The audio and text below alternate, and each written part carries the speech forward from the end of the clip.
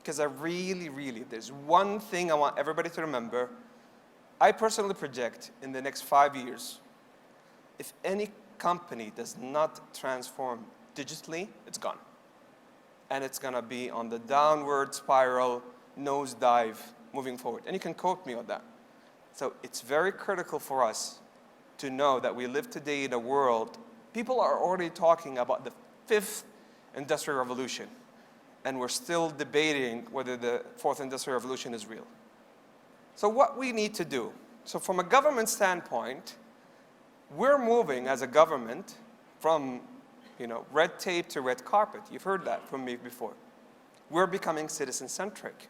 We are moving from command and control, توجيه. That's the first word I heard 2 years and a half ago. To how can I help? How can we partner?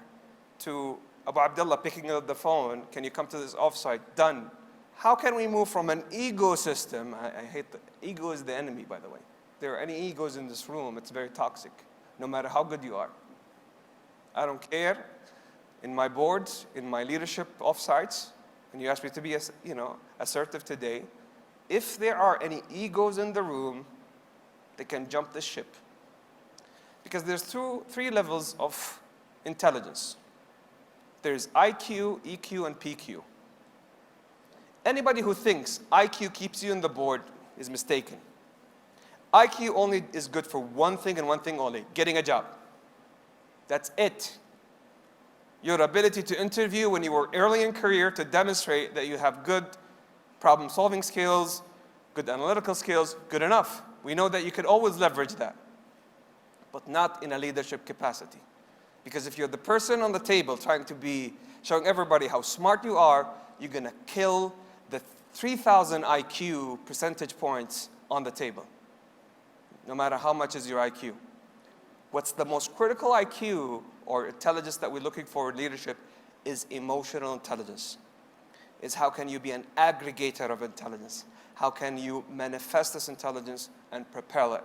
And last but not least is what they call political intelligence, or in some context, social intelligence, how you could rally people beyond your influence and control for your cause. And these are the 3 types. So if the government is transforming, I am seeing some businesses not catching up with government. What's going on? You cannot talk to me today about ERP. ERP is systems of records. That's yesterday. You talk to me about systems of engagement. How you're engaging your suppliers, how you're engaging your customers, how you're taking value from that data, translating it into information, into wisdom, into action. If you keep it as a transactional record type of relationship, you're going to be gone because you're not harvesting the value of data.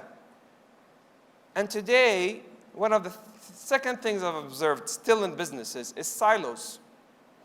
And I think the role of the chairman, the vice chairman, and the CEO is silo busting. If there are any internal politics in an organization or people that do not want to work with each other, it's both of your responsibilities to either help them shape up or shape out.